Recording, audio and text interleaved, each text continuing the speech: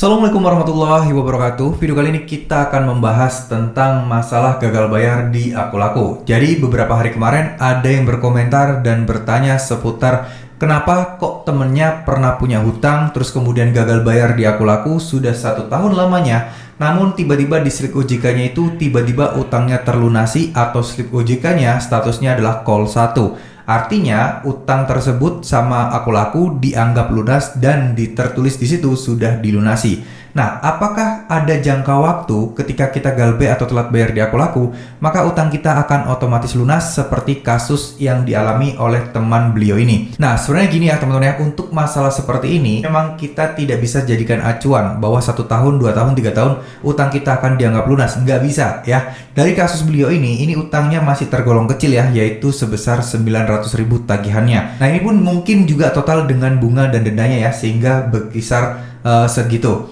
Nah, apakah hal ini membuat semua orang-orang yang kira-kira telatnya setahun, 2 tahun bakal nanti dengan sendirinya akan otomatis dilunasi oleh Akulaku karena Akulaku pakai asuransi? Artinya ya utang kalian akan dianggap lunas dan dibayarkan oleh asuransi tersebut. Banyak yang mengalami hal seperti ini, tapi sebenarnya ini juga kasusnya 1000-1 ya. Jadi nggak selalu orang-orang yang galbe setelah setahun 2 tahun tiba-tiba lunas, nggak selalu. Karena banyak juga di luar sana yang udah tahunan galbe di Akulaku, tapi tetap masih ada di slip OJK dan utangnya nggak lunas. Nah, faktor-faktor apa aja sih yang bisa memungkinkan menyebabkan orang ini dilunaskan atau mungkin utangnya dianggap lunas oleh Akulaku? Sebenarnya simple, karena kita tidak pernah tahu program-program Akulaku itu seperti apa aja. Karena bisa jadi hal ini terjadi karena mengingat ya, Akulaku juga harus menjaga performanya. Akulaku juga harus menjaga yang namanya TKB 90 atau yang biasa orang kenal itu seberapa banyak sih kira-kira orang yang gagal bayar setelah telat bayar lebih dari 90 hari.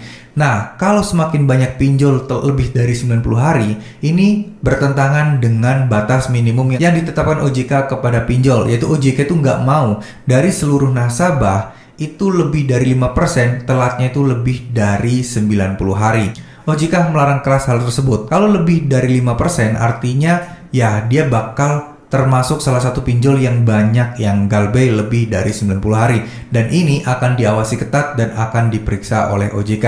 Nah, saya jujur aja nggak tahu apakah ini berkaitan dengan itu. Apakah Akulaku memang ada program untuk memberikan pelunasan-pelunasan secara gratis untuk memperbaiki agar atau untuk menjaga nilai TKB 90-nya itu tetap baik-baik saja dan tetap memiliki nilai yang tinggi. Nah, kita tidak tahu ya apakah emang ada yang melunasi. Yang jelas teman beliau tidak pernah merasa pernah bayar tiba-tiba terlunaskan. Atau bisa juga ini kesalahan sistem dari Akulaku yang membuat utangnya itu dianggap lunas dan dilaporkan ke slip OJK tertulis lunas ya. Namanya juga manusia, pasti ada human error. Namanya juga sistem, ya mungkin sistem juga memiliki bug atau kendala yang mungkin bisa jadi hal-hal tersebut terjadi.